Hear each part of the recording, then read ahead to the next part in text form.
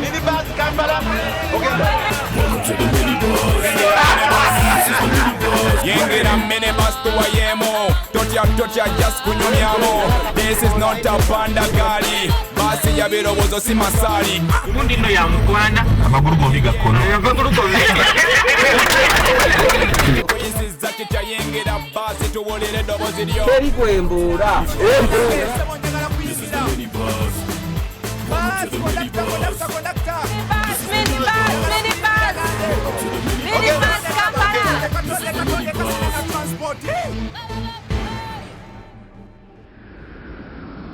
Minibuzz kyogereko. Msiranja vuna tambi Juliet wamune munange. Dickson Zizinga. Omwezi guno n'emyezi egiddako tugendako talaga eggwanga lino Uganda okusobola okwogerako n'abantu ab'enjawulo ku kikwatagana n'enkyukakyuka y'obudde. Bajja kuba batubuulira ebizibu eby'enjawulo ebireetebwa enkyukakyuka y'obudde na biki bye bagenda mu maaso okukola mu maanyi gaabwe nga bo okulaba nga bavuunuka ebizibu bino ebireetebwa enkyukakyuka y'obudde. Kale olwaleero tuli Fotipoto wamu n'abatuuze baayo. Tutema mpenda okulaba nti abantu betanire batya essigiri wamu n'ebyoto ebikekereza amanda oba enku okulaba nti no tutaasa obutonde ng'ebibira. Tusuba program Minibuzz Kyogereko. Yeah, it's an open mic, passengers chosen right, where we can bring what we know to life. No topic off limits, no gimmick specific, giving a voice to the people for a minute. Minibuzz Kyogereko. Okulaba wafanonjo abukede TV1 tukwandiza nnyo ku Minibuzz Kyogereko Parliament muntu wa bulijjo etambula. Kwandira program ndio muziranja ovuna ntambe Juliet era nga ndine munange. Dickson Zizinga. Olwaleero tugenda kubaganya ebirowoozo ku nkyukakyuka y'obudde buno bye tuyita climate change. Naye ng'enkyukakyuka y'obudde buno okunoonyereza kulaga nti ebisinze okuba nga bigireeta bintu ebikolebwa ffe abantu bennyini era nga mu ebyo mulimu n'okutema emiti era ng'okunoonyereza kulaze nti singa tetukendeeza ku speed yetemerako miti mu myaka ekikumi egijja mu maaso ebibira bigenda kubanga biweddewo. Olwaleero tuli ne bannaffe aba Fotipoto era nga bagenda babatubuulira ku kutema emiti. Ekizibu kino lwaki kyamaanyi nnyo, bagitema lwaki bagitema, ate era tugenda kuba tulaba biki by'osobola okukozesa okusobola okusevinga emiti gino okusinziira ku nsonga ze bagenda okubanga batuwadde. Naye nga naawe genda ku Facebook page yaffe tulwa Minibuzz Uganda oteeka endowoozayo tujja kubanga tugiraba butereevu. Bannaffe bo boogera bwe bati ku nsonga eno. Kale musooka tubuulire ekizibu ky'okutema emiti eno ettoolo kiri kitya? Nyowe nindola ekizibu ky'okutema emiti nikyeyongera habwokuba karambere twakuliire emiti kyabaga kiri kibira kingi muno kuno. Ate abantu bengi nibatema emiti mbabyala kalituusi abandi mbagitema kulima nindola kyeyongere. Ekizibu ekindi ebeeyi y'embaawo ekatemba. Buli muntu weena oba akasimba muti oba taragusimbire taragulimire nayenda kutema omuti konga bakusimba emiti batito mu Mwongerezaho we have infrastructure development as in Kangambe this side of Kamwenge Fotipoto highway emiti etemerwe. The trees have been cut down for road construction of which affects in climate modification. So egenda kitubere kizobuka kya kutema emiti as in developing the area, infrastructure development. Florence Kabakumba yeye atunyonyoddeko n'agamba nti waliwo ekizibu ky'okutema emiti naye nga enku oba ziyitibwa firewood. Kuno it's very evident mbwengo abantu muzaba kukozesa muno kuba nabakyuma. So ebicheka biri kusinga obwingi okwana olwatana muno kuruga Harbude Fotipoto Kampala highway nolebere kusinga obwingi abantu babitemere habwe ensonga ibiri. Emu hali ezeri ensonga yekwatagana n'okutunga enku for energy purposes abantu for cultivation ground balimu and actually nkatefokere business. Ensonga nyingi tulina bye twasanze bweru wa basi nabo bayogedde ku nsonga eno kabatuwebo ensonga zaabwe ate tugenda mu maaso n'abateesa abafa b'olunaku olwaleero.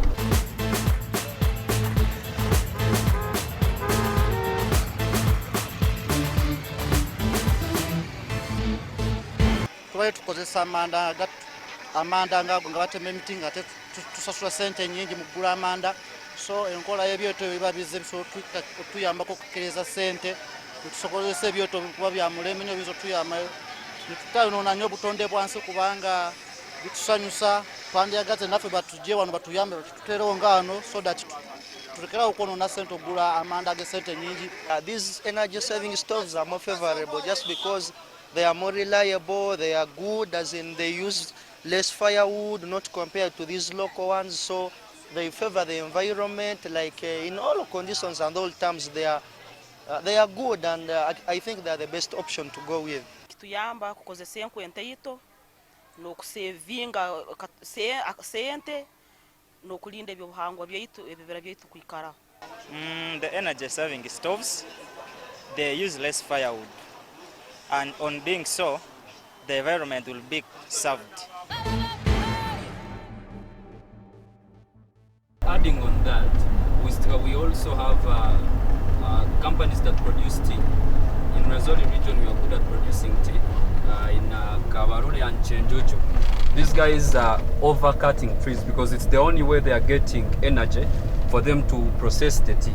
However, schools also have raised up with this incidents, whereby we get contractors who are going to supply us with firewood, and this must be on a termly or monthly basis. So seriously, we need the government to come in maybe with another technology to save the environment.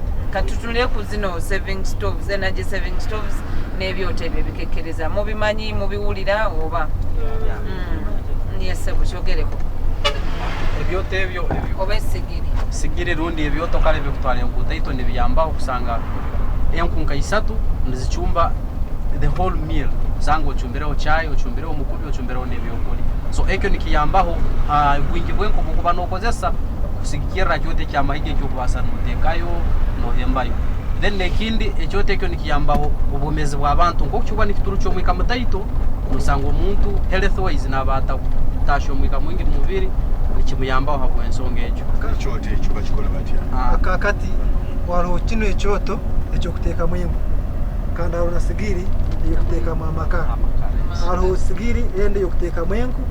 At the same time you can use charcoal depending on what resource you have. So kino ekyoto ekitugamba ekyomulembe the energy saving cook stove nikyeyambisa enku ntaito savinga obwire bwokusanga omuntu omazire n'ocyumba ojja kusanga ebyokulya byawe rundi omukubi n'obiteekaho nogenda n'okola emirimo endi hanyuma n'ekindi kirisimani nosanga oriyo n'ocyumba there is no smoke so nojja kusanga ocyumbire akokulya kawe kiina akahoho kalungi muno.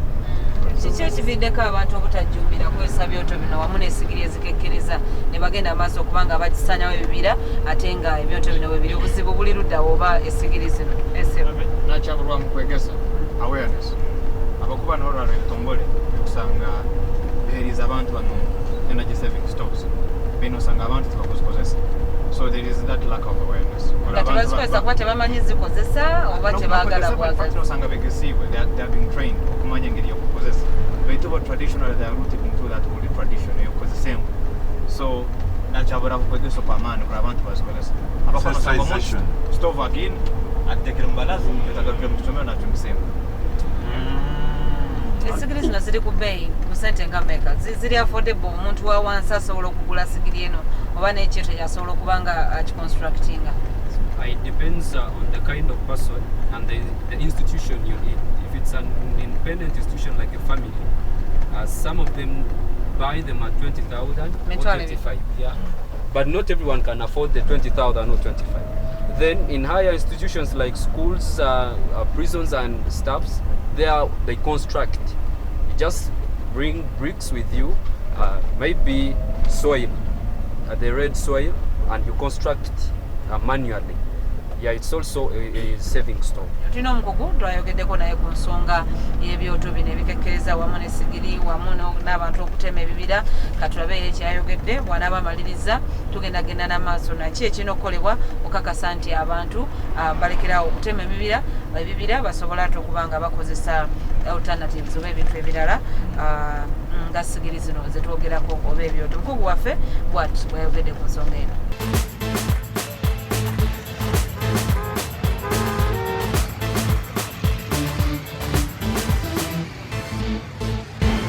why we are saying that mostly we find that our trees are being destroyed by most of the, or what we are saying, deforestation, where people, they are clearing all the bushes and the trees for, especially for preparation of home surplus food, and they are using them as firewood mostly.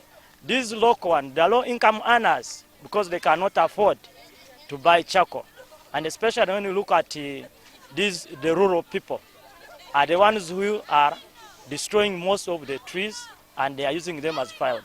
And mostly you find that when they are using them, they consume a lot, because they are using the 3 stands, pillars of when they are preparing, and they are not having the so-called modern stoves or sigiris. And then they are affecting our environment. How?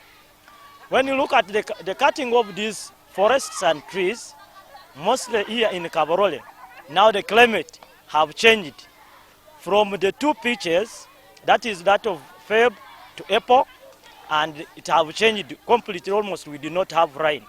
We are calling upon anybody who is cutting a tree, he must plant. You cut 1 tree and you plant 5. As like formerly when we have been saying that you cut 1 and you plant 2.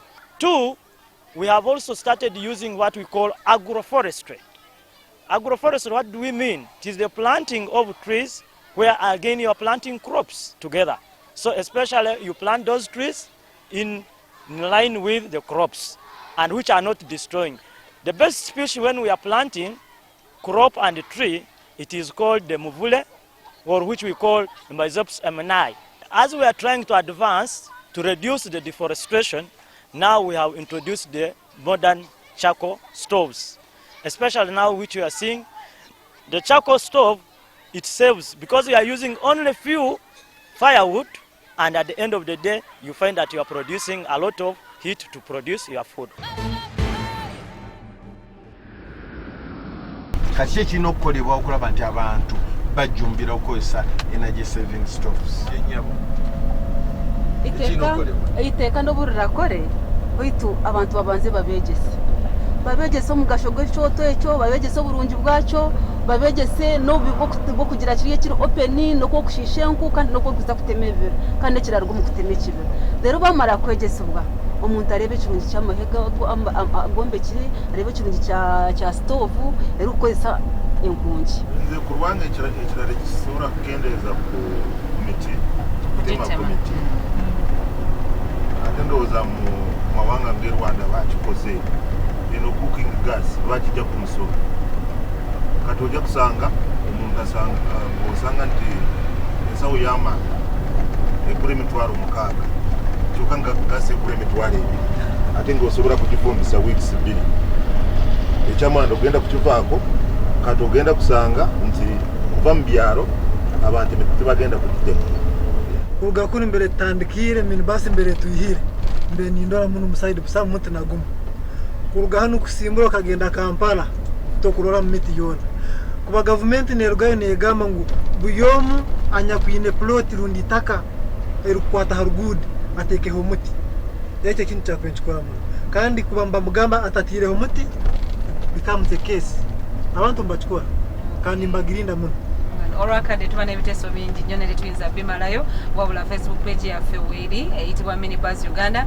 Gendayo otubuulire ki ekirina okukolebwa okulaba nga tutaasa ebibira banaffe bawe Fotopoto. Endowooza zaabwe zibudde bulungi tetugenda kuba nga tuziddamu, naye katuwumulemu tugamba tovaawo tukyalina ekitundu ekyokubiri era tukyagenda mu maaso ne Minibuzz Uganda.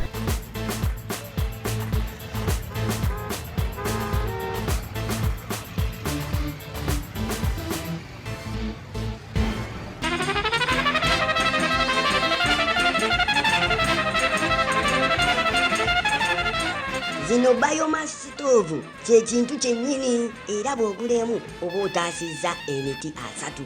Ekiki mpa stove ezo 3. Ekibira ngende nkitaasiza ewange.